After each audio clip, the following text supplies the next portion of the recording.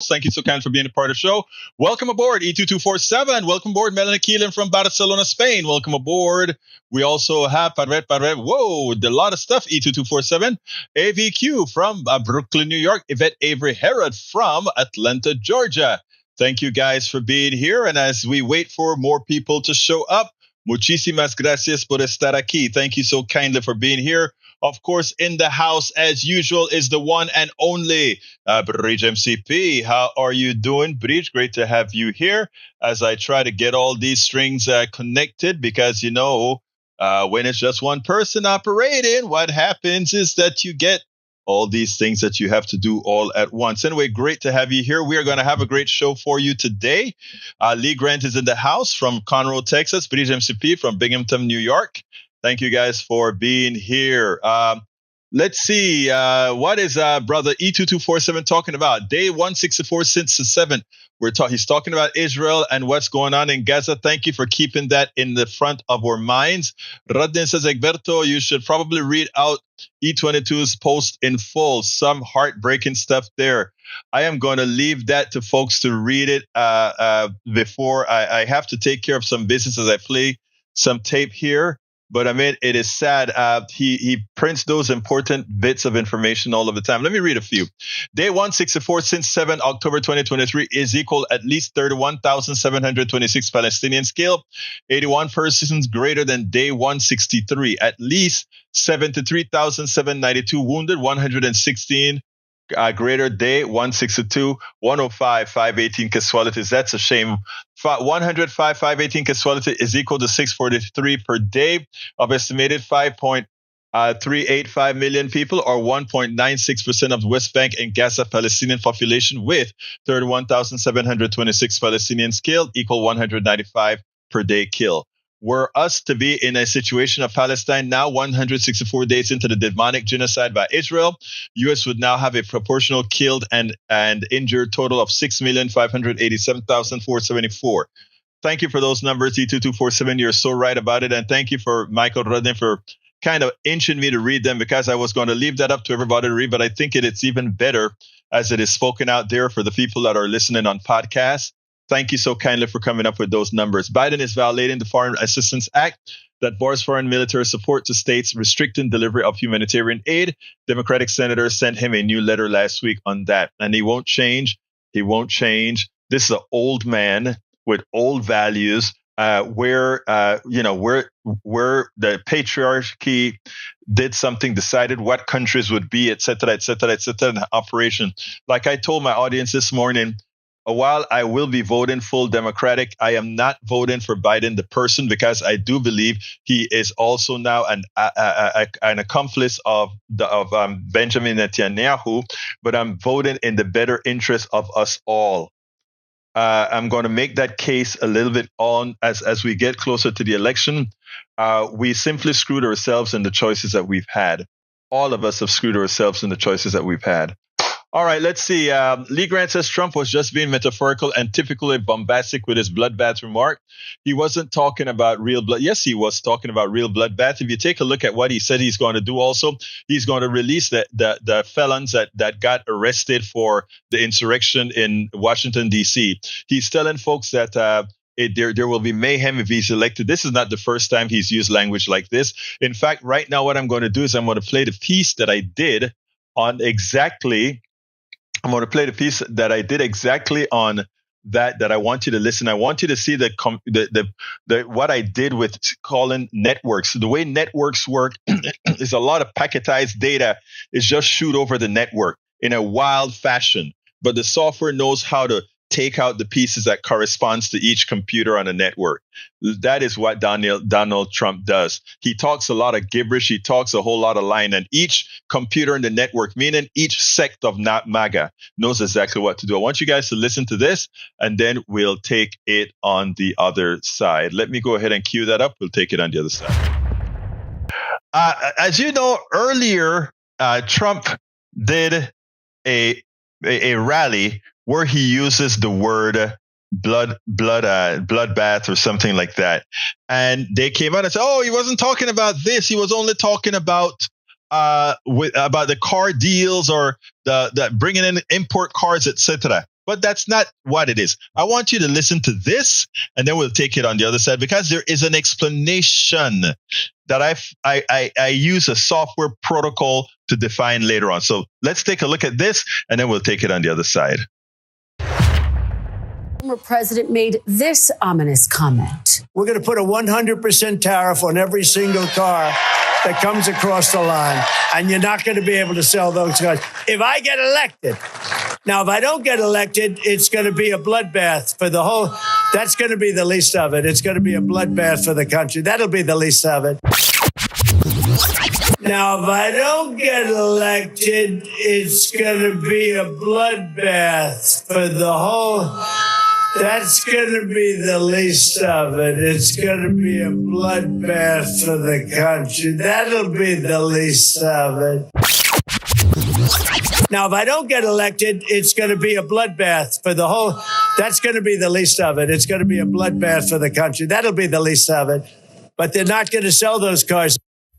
The Trump campaign tried to clarify, saying he was talking about the auto industry. But the Biden campaign seized on the comments, saying Mr. Trump is doubling down on his threats of political violence. Anybody who thinks Donald Trump was speaking about, cars, when he used the word, it's going to be a bloodbath if I don't get elected, just doesn't understand how this guy works. And then, he's just following the autocratic playbook. He's putting certain phrases into the ethos. He's actually doing that subliminal commendation of people. When he says it's going to be a bloodbath and that's going to be least of it, and then he interfaces that with statements on cars on the left and statements on cars on the right. In programming software, in programming protocols, we had a protocol called the Modbus protocol, right?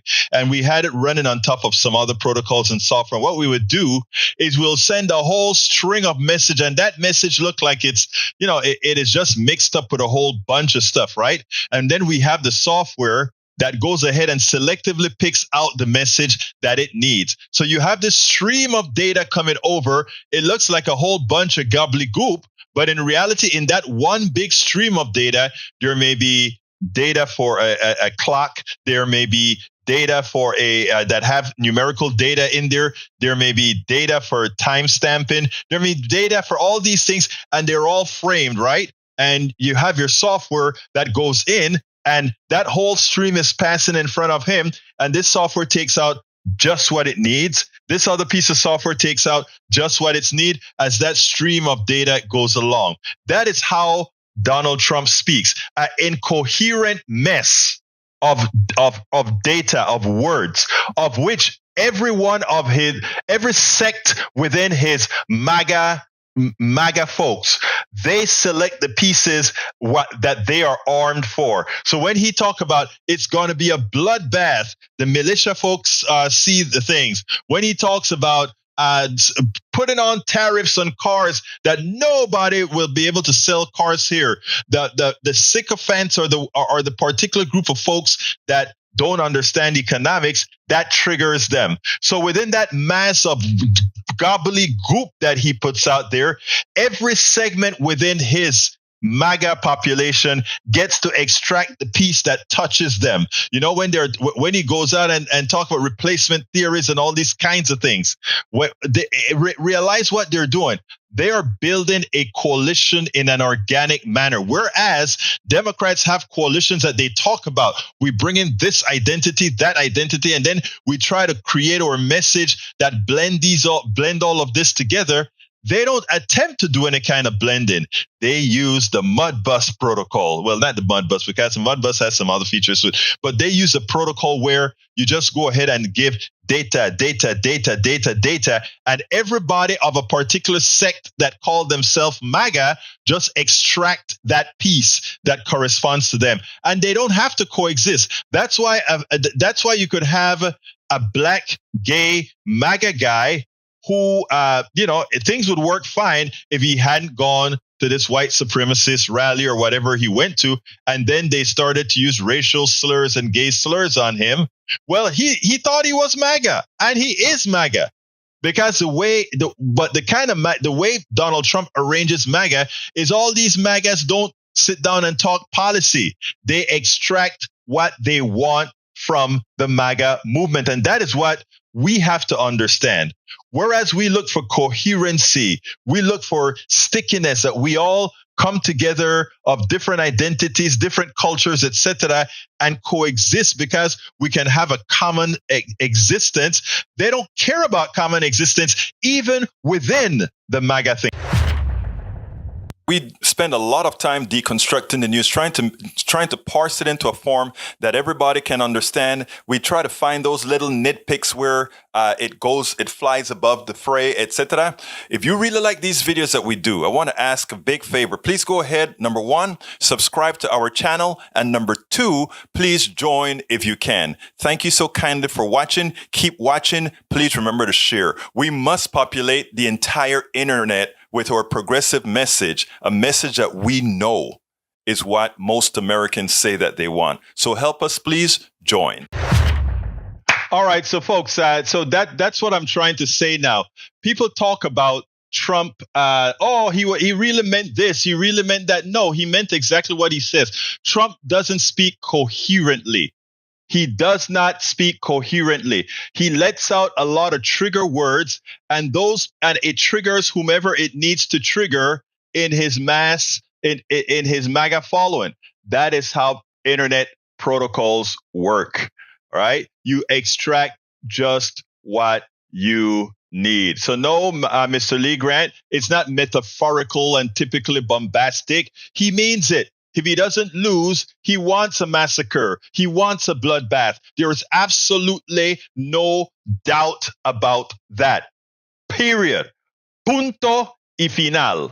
Michael Rodney said, Mike, see, we need an airdrop and ship so much food and medicine that hoarding won't make an impact. Just so now, if Hamas really was hoarding food, they're going to lose the propaganda war as Palestinian support would collapse. They can't look. It's a closed jail.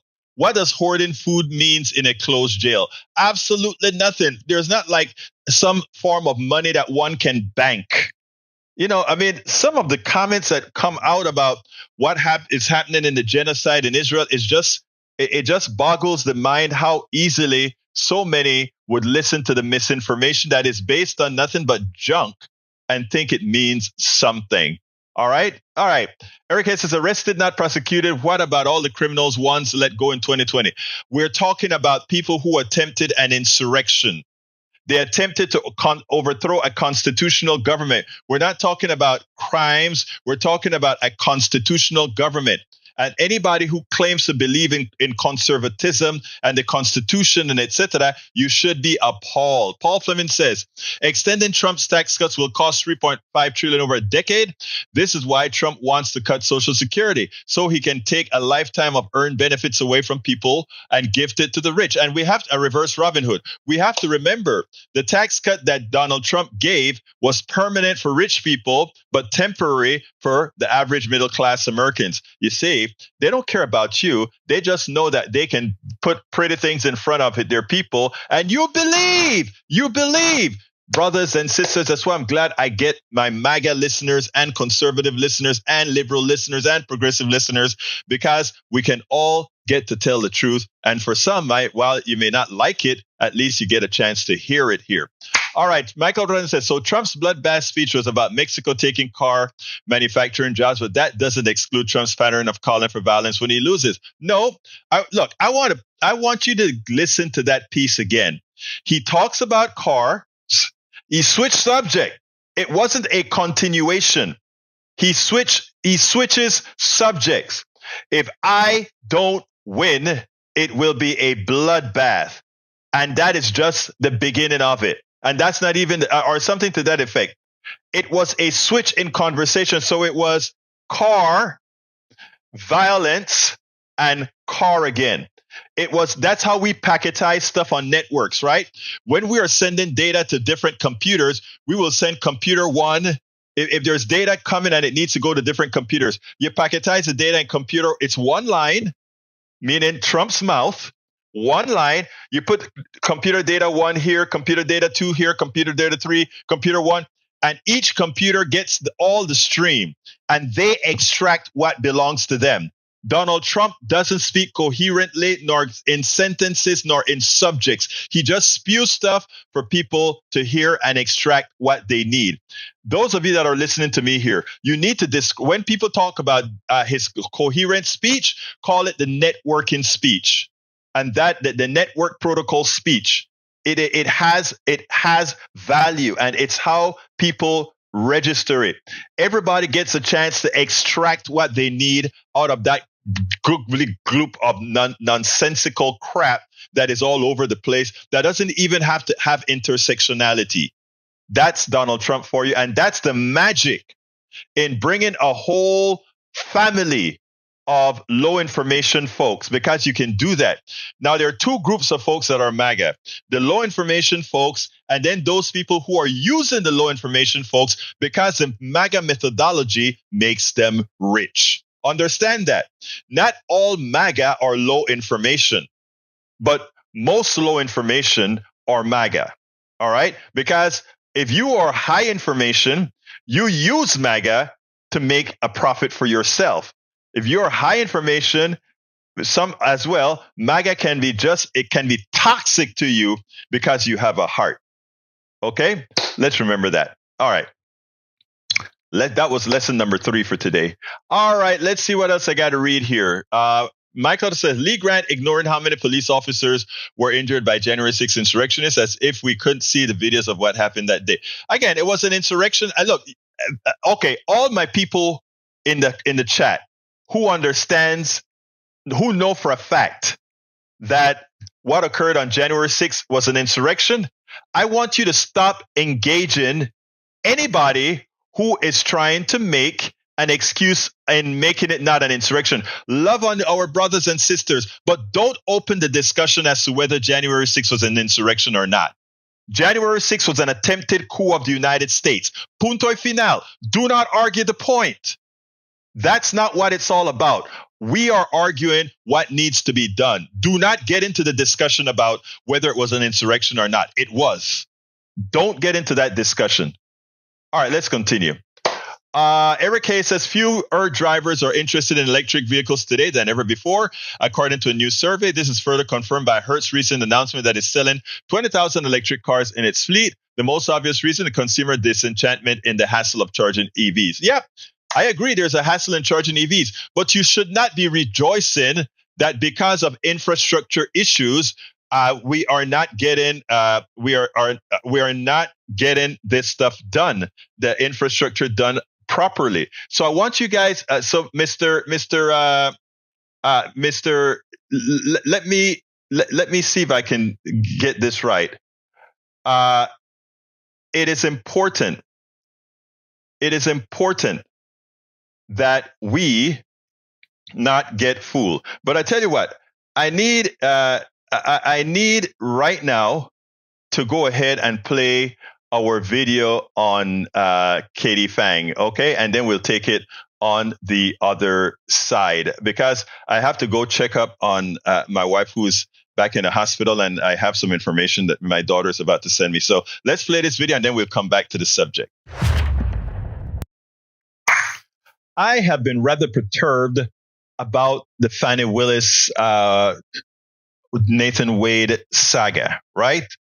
Yes, they came up with this RICO case against the president, and the president henchmen went ahead to investigate to find out that after all, Fani Willis was having a romantic relationship with Nathan Wade.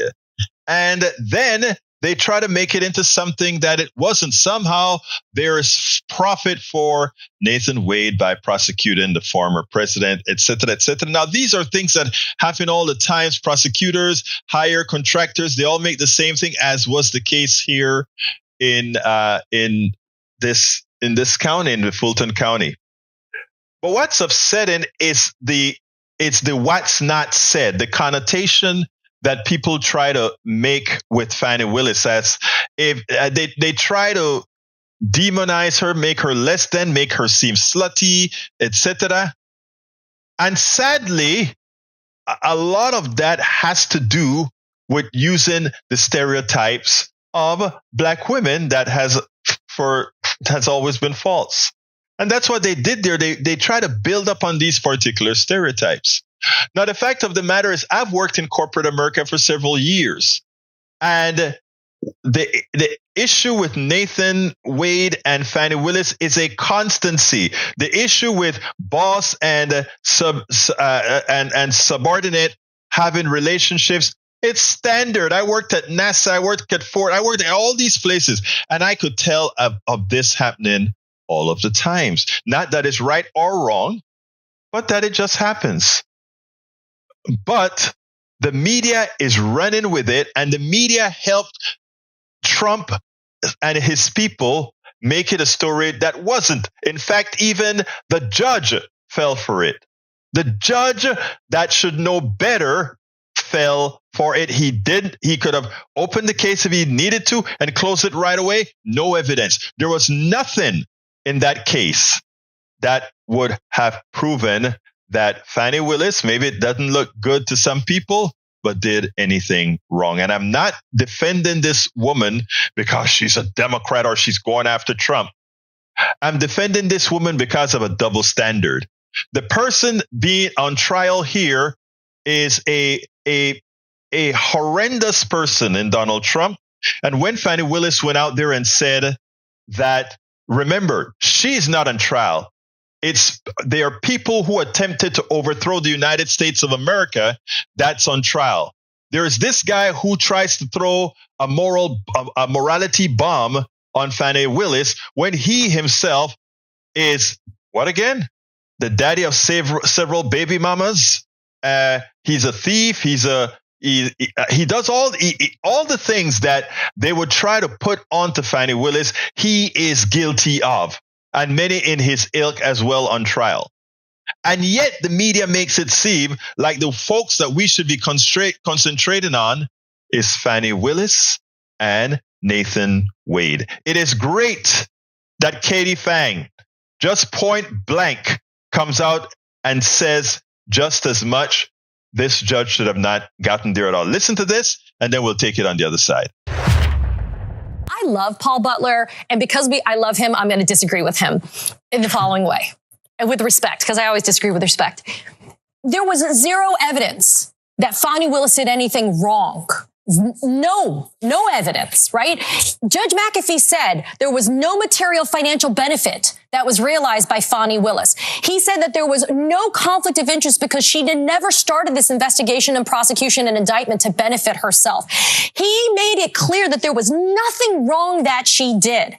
That in and of itself could have ceased the analysis, and that could have been the end of it. It didn't have to go any further. What is the hypocrisy that really bothers me is this purity test that has to be applied to everyone else but the Republicans. It's this purity test that you have to pass if you are not a member of the GOP. And to that point, it's Letitia James and Fani Willis that are always the ones that get more scrutiny because of who they are. But if you're a Republican, it's okay because you can grab them by the you-know-what and get away with it. Kavanaugh on the Supreme Court, Paul Butler, cried, screamed, had a breakdown in front of the world, and no one questioned whether his comportment in that hearing meant he was unfit to be on the Supreme Court. Clarence Thomas and Sam Alito have taken what really look like bribes from billionaires to take them on fancy schmancy vacations. They sit on cases in which they shouldn't. His wife is an insurrectionist. He didn't feel he had to recuse. No one says these men made mistakes. And so I lovingly disagree with you as well. What mistake did she make? The people meet on the job all the time. They date people on the job all the time. This is not an unusual thing. Is it the best decision? I don't know. It doesn't seem like it worked out very well. This is like he was the right man for her, whatever. But that has nothing to do with the RICO case, sir. And I'm like, so let's be clear, folks. You can try to put these types of stereotypes onto people. You can do all of this, but the reality remains that it is Donald Trump and his ilk on trial. The reality remains that nothing Fani Willis and Nathan Wade did isn't something that is modus operandi throughout America's offices, whether professional or otherwise. And if you are allowing this what the media is doing, if you are allowing all of this to occur, let's be clear. You better check yourself and figure out what's the rationale for your thoughts. Absolutely, you better figure out what's your rationale for the thought. I mean, it is important that we see that. I personally am not going to allow in my platform or any other platform that I'm working with to somehow judge Fani Willis's romantic relationship with Nathan Wade differently than any other types of relationships that occur constantly without somehow folks getting a bad reputation for it. Because you know what? They were both consenting adults and doing nothing wrong. Anybody who attempts to see it differently, you have to ask yourself why for Fani Willis it is such an interesting way of looking at it when Donald Trump, with all the baby mamas and his slutty behavior and sleeping with sluts and all that kind of stuff, why is that okay? And he still has the support of so many people that are upstanding. And you want to look at Fani Willis and somehow mess with her morality? Are you kidding me? That will not occur here. That will not occur. Fani Willis is a darn smart person. And that confounded judge, the only reason he probably didn't disqualify her, because he likely wanted to, is that he has to run in Fulton County for judgeship, and she's very popular in Fulton County. But when she got up there and line drive them, he called it not professional behavior. You know what? That was very professional. What was unprofessional was the attempt of what they had at allowing a criminal like Donald Trump to somehow impugn on this judge based on a fallacy of her being wrong with the romantic relationship that she had. So I'm going to tell you guys something, my brothers and my sisters. Don't be fooled, and don't allow them to put your eyes on another ball. That is how it works. And that is how we protect against that. That is how we protect against that. Anyhow, Bruce, yeah, if Donald Trump was really a billionaire and really owned all the properties that they say they own. Remember, Mike Cisak was trying to tell me a few months when I told him that Donald Trump has a little company. His company ain't all that big. His company doesn't have all that much, right? He's like, oh, Donald Trump owns a lot of the company. I said, no, he licensed a lot of his companies, and even the companies that he purports to own, it's really leveraged to kingdom come. And you know what? The same reason that New York got him for overpricing or over telling that something is worth more than it's worth, right, is exactly what's going to get him in trying to secure a bond. Because notice, over 30 bond companies said, yo-ho, no. If Donald Trump had as many assets as he claimed to have had. Now let's talk to the people who know a little bit of numbers here. Come on. You know, a lot of guys think they know numbers, right? If Donald Trump owned as much as he claimed to have owned, right? Outright own, not just with his name on it and having a small interest in it, he would have no problems getting a $500 million bond. But the mere fact that the bond makers are saying, we ain't touching you. Your assets ain't worth crap. If you can't raise $500 million on the supposed billions of dollars you have in assets, you ain't no billionaire, right? So Donald Trump, the fraud is coming out, and one hopes that the fraud comes out sooner than later. All right, let's see. Let's see. Mike C, there is a character limit. So, okay. Politics done right with Egberto. So profits are evil. Profits are not evil at all. Just profits in healthcare is evil, but profits in general are not evil.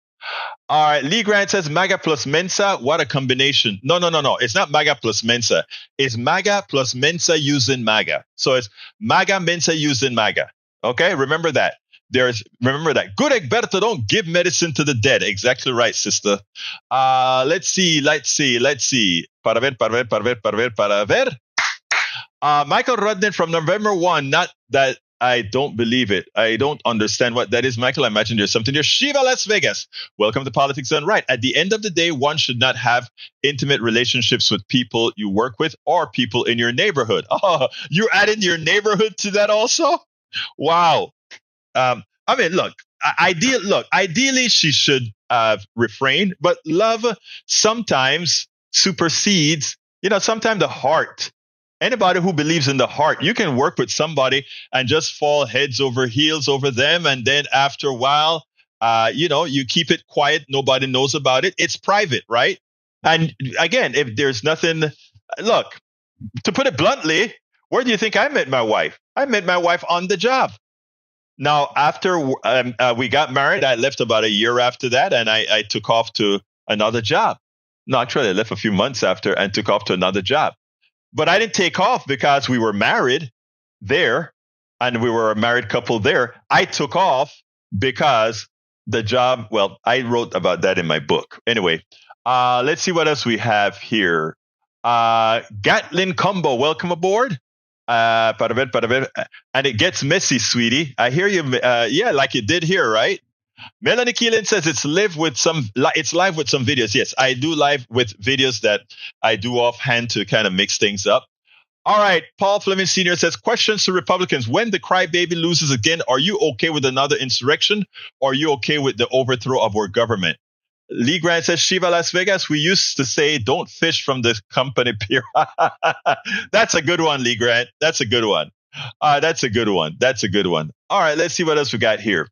Employees always date each other. This was bad judgment, nothing more. Yeah, but the other, yeah, it was bad judgment to have let it happen, right? But let me ask you this: if you are if you're a romantic type, right, and you work with somebody and you're working with them for hours and you fall for each other, right, and it's genuine, do you go ahead and say this is an important case? Let's just quit. Or you try to keep it as quiet as you can by, not fudging it because they went out together. They weren't hiding when they went to Napa and all these places, but nobody's in the bedroom with them, right? So I get you. I agree that it was, I don't even want to say bad judgment, Breach. I don't even want to say bad judgment because if you believe in love, right? Hey, I don't know if I'll then call it bad judgment. But, we can differ on our beliefs on that. All right. Paul Fleming said, I'm a part of a poker club, and I guess this gentleman must have seen our car. And he approached me, said, you know the Democrats want to take away our gas-powered vehicles. I first asked what person Democrats are just. I asked what person Democrats are just generally statement. He could give me the name. I said, well, I guess they'd have to knock on my door, too, because I have 2 gas-powered vehicles. Oh, and by the way, I guess they'll be coming for my guns, too. So you're a Democrat with guns and gasoline engines. Wow. I mean, I tell you, right-wing media make its listeners stupid. And I don't like to use that word. But it is just amazing. It is just amazing. All right, let's see what else we got here. I'm scrolling. Whoa, got that. Let's see. All right. Shiva Las Vegas says, by the way, hello, sweetheart. Hi. I hope the sweetheart is me, Shiva. I hope so. But anyway, let me go ahead and play the last video of the day. If you want to see what it looks like, we're even a Republican that one would look at as upstanding. After all, he voted to impeach the president, to convict the president of impeachment. But even this guy bends himself into pretzels to not speak too ill of Donald Trump. On all the questions asked him, the only one that he really went completely against Donald Trump is where Donald Trump is, if elected, would free all of the insurrectionists that's been convicted. But other than that, for every question, he tried to do a balanced approach, unequal equivalences. What he tried to do is, false equivalences is what he did. But he made it clear that even the upstanding Republicans that remain in the party simply cannot speak out appropriately on Donald Trump. I want you to listen to this, and then we'll take it on the other side. One of only 7 Republicans who voted to convict Donald Trump in his impeachment for attempting to overturn the 2020 election. Senator Cassidy, welcome back to Meet the Press. Thank you. Thanks so much for being here. I want to start by getting your reaction to Donald Trump's comments about a bloodbath. Do you think that those comments were appropriate? Two things about that. The general tone of the speech is why many Americans continue to wonder, should President Trump be president? That kind of rhetoric, it's always on the edge, maybe doesn't cross, maybe does, depending upon your perspective. I also think, though, that the mainstream media contributes to it. If you take the one about the bloodbath, which arguably could be about an economic bloodbath, not about kind of street violence related to the election, then it gives his defenders something to focus on as something which was distorted. So, yes, he always walks up to the edge on that rhetoric. And again, that's why people are concerned. But sometimes the mainstream media, whether they want to or not, can't resist, and they go just a little bit too far, which distracts from what could be the impact. And just to be very clear, you're saying it walks up to the line. Does that comment, even if in the context, that broader backdrop of talking about the auto industry, does it cross a line for you? You heard what the Biden administration said. They say it's another sign that he's using terms related to political violence. Well, that's their perspective. They've got a candidate who also doesn't seem fit for office. But you could also look up at the definition of bloodbath, and it could be an economic disaster. And so if he's speaking about the auto industry in particular in Ohio, then you can take it a little bit more context. That's why I say you walk up to the line. Depending upon the perspective, somebody is going to interpret it. He's running against Biden, so Biden's going to say it's about political violence. His defenders want to defend him, and so they're going to say it's about economic disaster. There's always just that little bit of tension there, which allows a dispute about the interpretation as opposed to the kind of general sort of, is this the person we want to have in office? And what about his comments that undocumented immigrants, not all of them, are people? What does it say about the Republican Party that the presumptive GOP nominee is using that kind of language, sending that message? Let me say first, he was speaking about the possibility of criminals being among the immigrants. And that those are the people he was saying may not be people, if you will. On the other hand, clearly the president's rhetoric has reflected poorly in terms of regarding folks who are coming here illegally, and they shouldn't be, but in a dehumanizing fashion. And that's why, again, many people continue to have reservations. And I say the best thing going for Donald Trump running for president is that he's running against Joe Biden, about whom many people also have reservations. And frankly, that's why people are considering third parties. So it's a sorry state of affairs.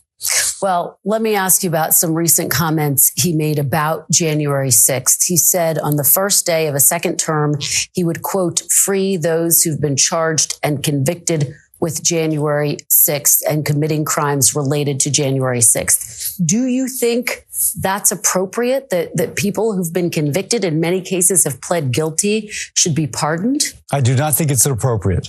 We're a nation of laws, and those folks were convicted. Many times they pled guilty. If you plead guilty, i.e., obviously you are not a patriot, you're somebody who committed a criminal act. So I think that would be a wrong signal if you're the chief executive and you're responsible for enforcing the laws.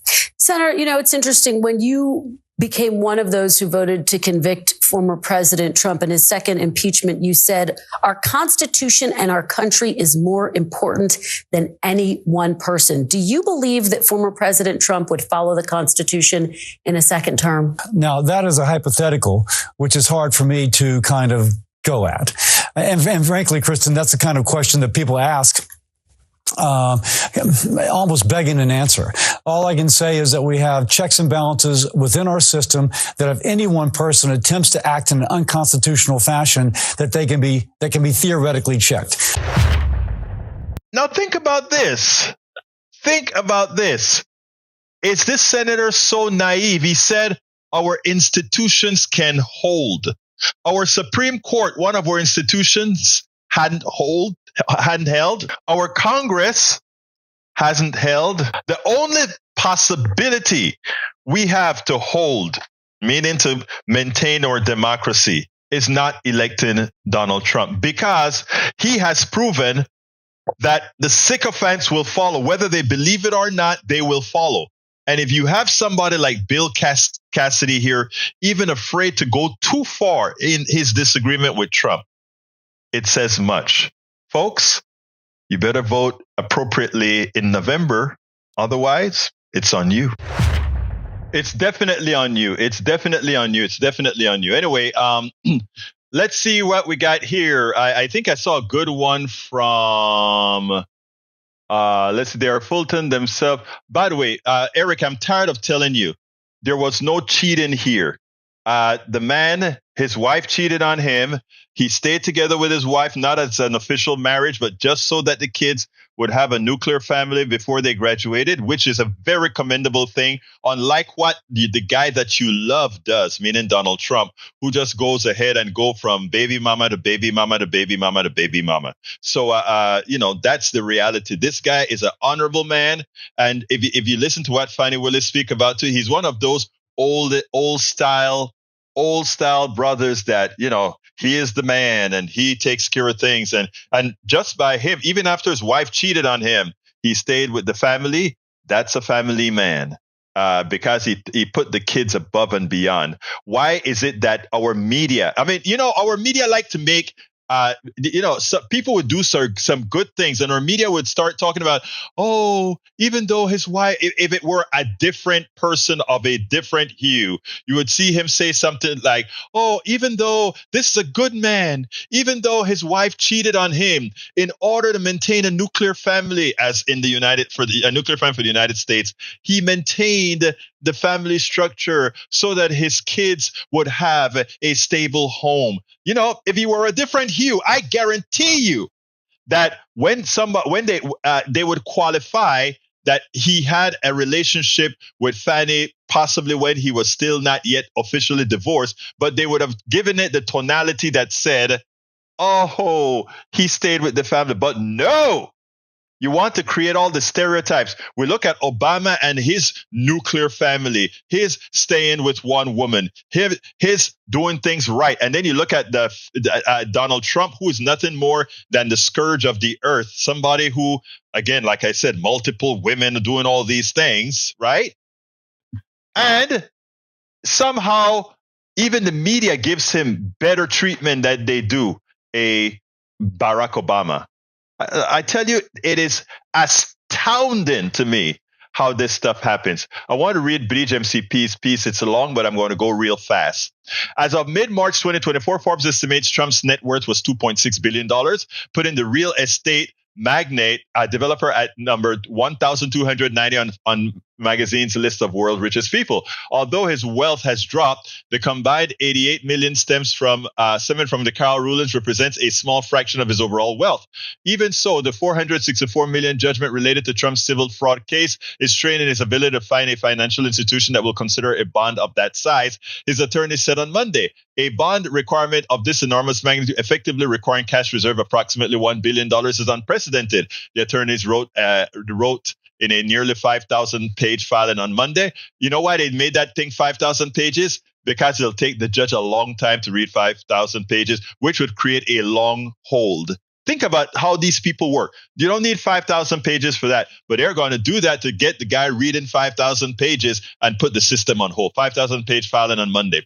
Very few bonding companies will consider a bond of anything approaching that magnitude. They added, to be sure, Trump's real estate holdings are far more valuable than the bond amount, but a Trump organization executive wrote in Monday filing that surety companies are unwilling to accept real estate as collateral. Why would they be unwilling to accept real estate collateral if it far exceeds the bond? That is a lie.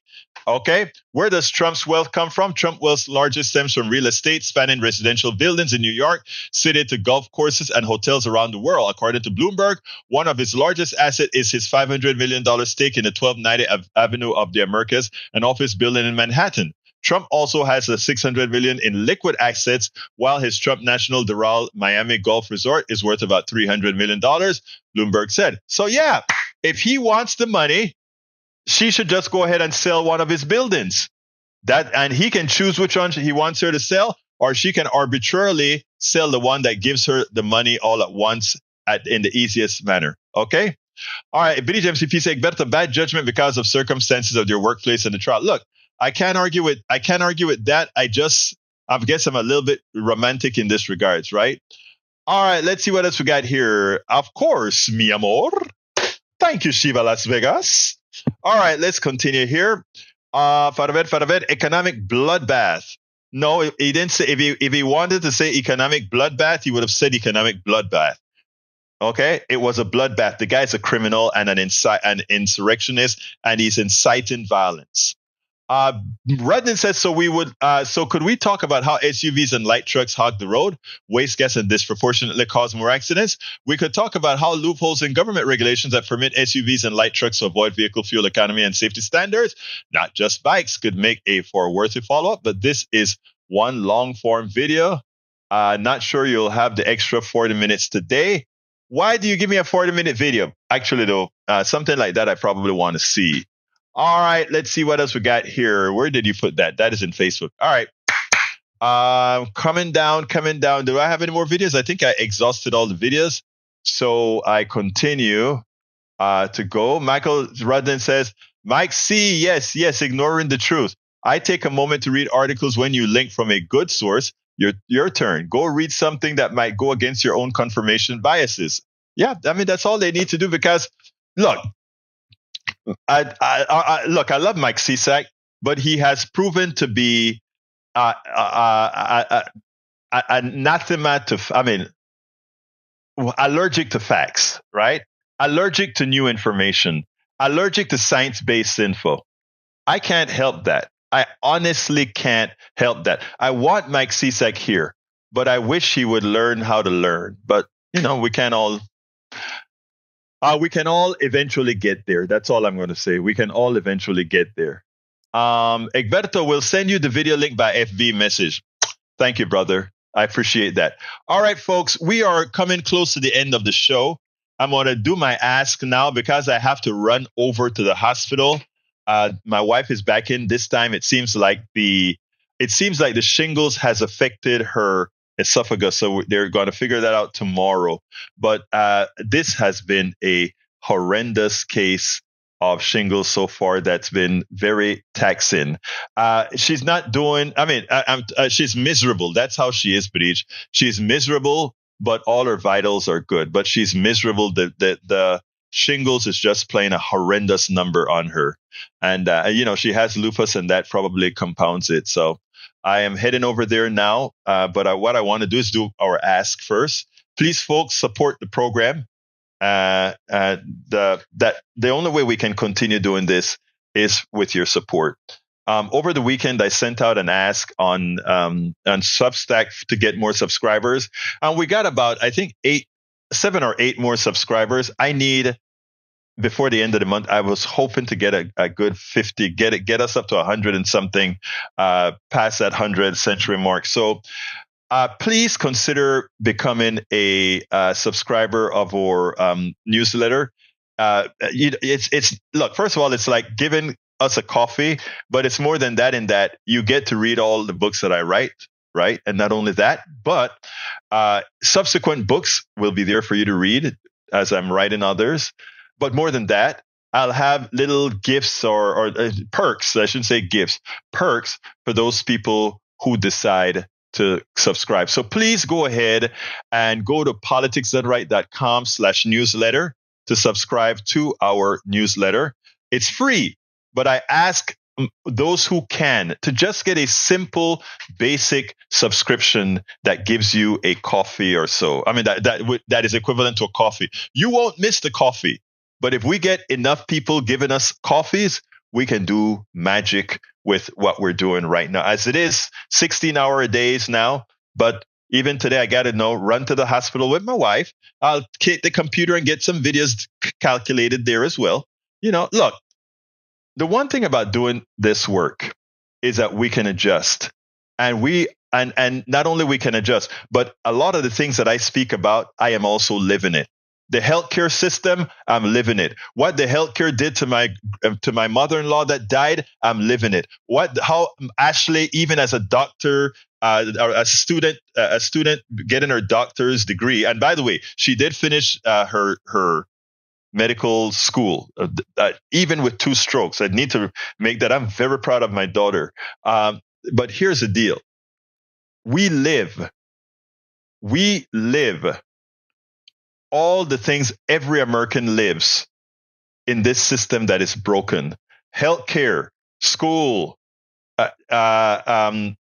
increase in interest rate, all the things that America lives through, we do as well. So I can talk about it. I can talk about solutions, etc. So please consider subscribing to our newsletter. There are many ways to also help the program, and all of them are defined at our link, politicsdoneright.com/support, politicsdoneright.com/support. Click on that. It gives you a lot of different avenues in which you can support the program. politicsdoneright.com/support. It's in the feed right now. The other way, of course, is to go ahead and get my new book. And what is the book? It's called, for the new readers, I know there are a lot of folks on Twitter right now, Tribulations of an Afro-Latino Caribbean Man. Racism didn't stop my smile, hope, or journey forward. Racism didn't stop my smile, hope, or journey forward. Tribulations of an Afro-Latino Caribbean Man. It's a good book. Go to politicsdoneright.com/books, and you'll find that there, as well as all my other books. Again, but what I'm really hoping for is that many of you will sign on and become a paid subscriber of my newsletter, politicsdoneright.com/newsletter. My name is Egberto Willis. This is Politics Done Right. I thank you so kindly for being here. We couldn't do this without you. Una vez más. My name is Egberto Willis. This is Politics Done Right. And you guys know how I end this baby. I am what? Out. We spend a lot of time deconstructing the news, trying to parse it into a form that everybody can understand. We try to find those little nitpicks where it flies above the fray, etc. If you really like these videos that we do, I want to ask a big favor. Please go ahead. Number 1, subscribe to our channel. And number 2, please join if you can. Thank you so kindly for watching. Keep watching. Please remember to share. We must populate the entire internet with our progressive message, a message that we know is what most Americans say that they want. So help us.